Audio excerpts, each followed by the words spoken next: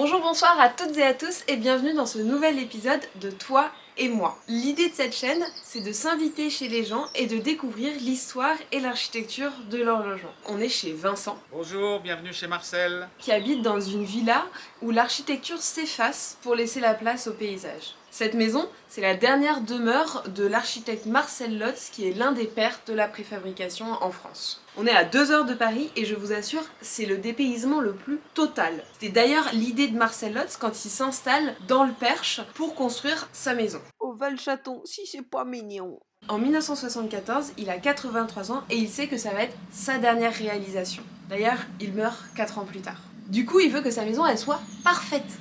Et si aujourd'hui le plan il a l'air simple, avec 5 rectangles organisés autour d'un patio central, il va quand même faire 15 combinaisons différentes avant d'arriver à ce degré de simplicité. La maison, elle fait 150 mètres carrés. Et je sais pas si vous le ressentez à l'écran, mais elle est assez cosy. C'est grâce aux parois intérieures qui sont entièrement tapissées en bois de chêne, qui donne ce petit côté un peu intérieur de train ou de bateau. En fait, il y a une double paroi, en bois de chêne à l'intérieur et en aluminium à l'extérieur. J'en parlerai un peu après. Et entre les deux, c'est l'isolation. Pour les parois vitrées, elles peuvent coulisser à l'extérieur de la maison et les fenêtres s'ouvrent dans leur totalité.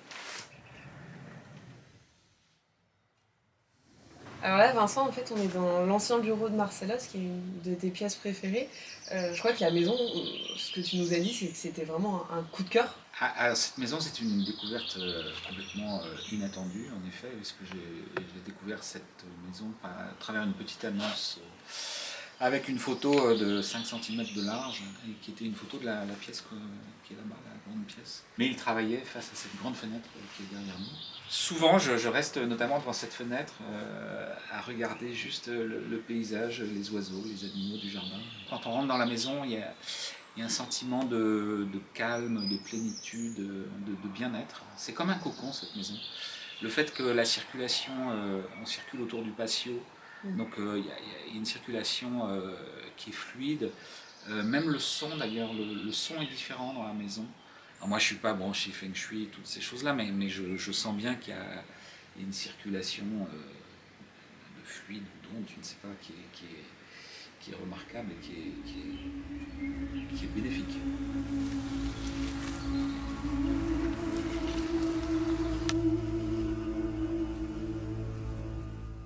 Les techniques de construction de cette maison se basent sur des recherches que Marcel Lotz avait développées dès l'entre-deux-guerres avec son binôme architecte Eugène Baudouin et son ami ingénieur Jean Prouvé. Ensemble, ils vont s'intéresser à la construction en préfabriqué. Par exemple, avec Eugène Baudouin, ils vont installer sur le chantier de ce qui est considéré comme l'une des dernières grosses cités-jardins, à Drancy-la-Muette, une usine de fabrication des panneaux préfabriqués, juste à côté du chantier de construction des tours d'habitation.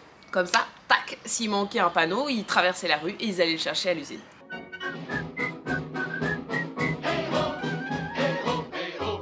La préfabrication implique qu'il y ait déjà une structure pour tout l'immeuble en poteau-porteur.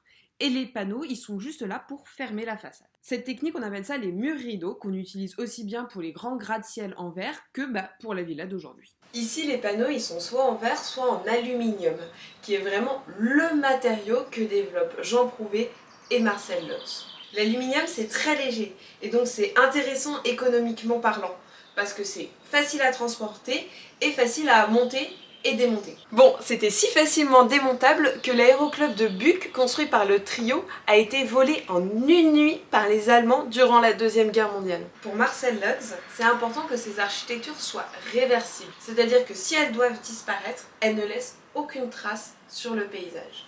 Je dis toujours bienvenue chez Marcel parce qu'au fond, je ne suis que le dépositaire, le gardien, le propriétaire qui m'a précédé, qui a fait notamment l'inscription à l'inventaire supplémentaire des monuments historiques.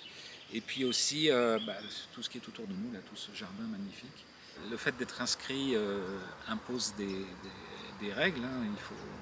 On doit conserver la maison telle qu'elle est. Et d'ailleurs, moi, ça ne me pose aucun problème puisque je trouve que c'est l'intérêt principal d'un lieu comme celui-là, c'est d'être conservé dans toute son intégrité. L'idée de la restauration est venue, moi ça faisait à peu près 10 ans que j'étais propriétaire de cette maison, En 2016, je me suis adressé à une agence d'architecture qui s'appelle BDAP et qui a passé d'abord 1 an en études et en compréhension du bâti avant de commander les différents travaux de restauration. Donc avec Marcel, on s'entretient de temps en temps du chantier.